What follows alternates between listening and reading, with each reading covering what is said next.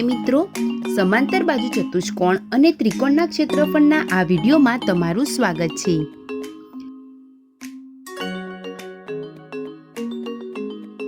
આજે આપણે એક જ પાયા પર આવેલા અને સમાંતર રેખાઓની જોડની રેખાઓ વચ્ચે આવેલા ત્રિકોણ વિશે ચર્ચા કરીશું। તો ચાલો શરૂ કરીએ। મિત્રો, અત્યાર સુધી આપણે એક જ પાયા અને સમાંતર રેખાની જોડની રેખાઓ વચ્ચેના સમાંતર બાજુ ચતુષ્કોણ અને ત્રિકોણના ક્ષેત્રફળ પર ચર્ચા કરી ચૂક્યા છીએ। આગળ વધતા જો આપણને એક એવી આકૃતિ આપેલી હોય જેમાં બે ત્રિકોણ, એક જ પાયો અને એક જ સમાંતર રેખાઓ વચ્ચે રહેલ છે, તો તેમના ક્ષેત્રફળ વિશે આપણે શું કહી શકીએ છીએ? વિડીયો રોકીને તમે તેના પર વિચાર કરી જુઓ। આપણે જાણીએ છીએ કે જો એક ત્રિકોણ અને સમાંતર બાજુ ચતુષ્કોણ, એક પાયો અને બે સમાંતર રેખા વચ્ચે આવેલ છે, તો ત્રિકોણનું ક્ષેત્રફળ સમાંતર બાજુ ચતુષ્કોણના ક્ષેત્રફળ કરતાં 1/2 ગણું હોય છે। સમાંતર બાજુ ચતુષ્કોણનું ક્ષેત્રફળનું સૂત્ર પાયો ગુણ્યા ઊંચાઈ, તો ત્રિકોણનું ક્ષેત્રફળ તેના પાયા અને ઊંચાઈના ગુણાકારના અડધા બરાબર હોય છે। મિત્રો, આપણે આપણા અગાઉના ધોરણોમાં પણ ત્રિકોણના ક્ષેત્રફળ શોધવા માટે આ સૂત્રનો ઉપયોગ કરી ચૂક્યા છીએ। અને જો આ આકૃતિને જોઈએ તો શું આપણે એમ કહી શકીએ છીએ કે ત્રિકોણ ARS નું ક્ષેત્રફળ બરાબર છે 1/2 ચતુષ્કોણ PQRS ના ક્ષેત્રફળને? હા, ચાલો આને સમીકરણ 1 કહીએ। જો આપણે અહીં એક બીજો ત્રિકોણ બનાવીએ, ત્રિકોણ BRS, તો શું આપણે કહી શકીએ કે ત્રિકોણ BRS નું ક્ષેત્રફળ બરાબર છે 1/2 ગુણ્યા ચતુષ્કોણ PQRS ના ક્ષેત્રફળને? હા, કારણ કે ત્રિકોણ BRS અને સમાંતર બાજુ ચતુષ્કોણ PQRS એક જ પાયો, બે સમાંતર રેખાઓ વચ્ચે રહેલ છે। ચાલો આને સમીકરણ 2 કહીએ। જો આ બંને પરિસ્થિતિઓને જોઈએ તો આપણે કહી શકીએ છીએ કે આ બંને ત્રિકોણના ક્ષેત્રફળ સમાન છે, એટલે કે ત્રિકોણ ARS, ત્રિકોણ BRS જે એક જ આધાર RS અને બે સમાંતર રેખાઓ AB અને RS ની વચ્ચે રહેલ છે, તેમના ક્ષેત્રફળ સમાન છે।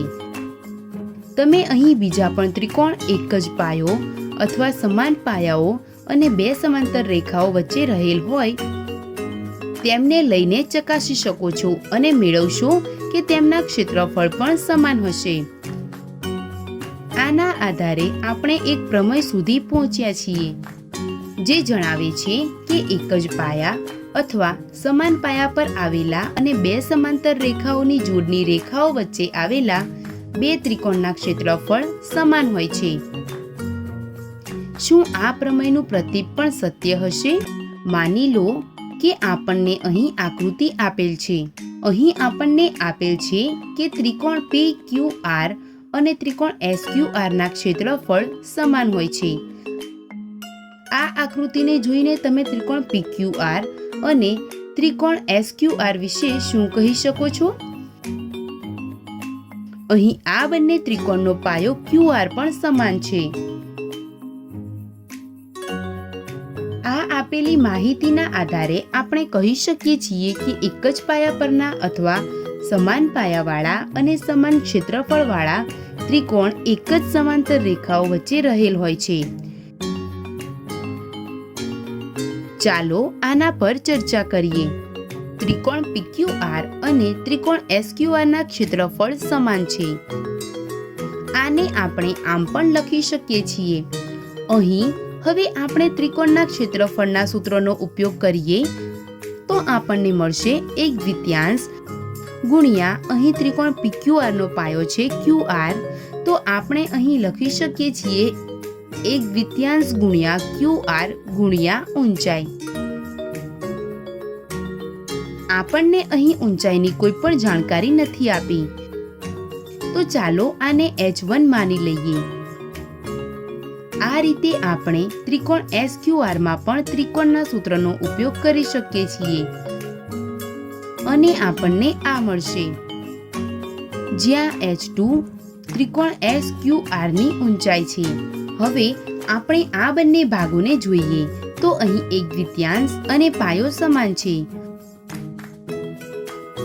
આગળ ઉકેલવાથી હવે અહીં ફક્ત ઊંચાઈ વધી છે, એટલે આપણે કહી શકીએ છીએ કે h1 સમાન છે h2 ના. એટલે કે ત્રિકોણ PQR અને ત્રિકોણ SQR ની ઊંચાઈ સમાન છે. એટલે કે બાજુ QR થી શિરોબિંદુ P અને S સમાન અંતરે હશે. જો આપણે P અને S ને એક રેખા દોરીને જોડીએ તો આપણે કહી શકીએ છીએ કે PS અને QR સમાંતર હોય છે. એટલે આપણે કહી શકીએ છીએ કે ત્રિકોણ PQR અને ત્રિકોણ SQR બે સમાંતર રેખાઓ વચ્ચે રહેલ છે. અને આ રીતે આપણે પ્રમેયનું પ્રતીક પણ સાબિત કર્યું, જે કહે છે કે એક જ પાયા અથવા સમાન પાયા અથવા સમાન ક્ષેત્રફળવાળા ત્રિકોણ બે સમાંતર રેખાઓની જોડની રેખાઓ વચ્ચે આવેલા હોય છે. મિત્રો, આ વિડીયોમાં બસ આટલું જ. આજે આપણે એક જ પાયા અને બે સમાંતર રેખાઓને જોડતી રેખાઓ વચ્ચે આવેલા ત્રિકોણના ક્ષેત્રફળ પર ચર્ચા કરી. આગળના વિડીયોમાં તેના પર આધારિત કેટલાક પ્રશ્નોને ઉકેલીશું. તો મળીએ આગળના વિડીયોમાં. આભાર.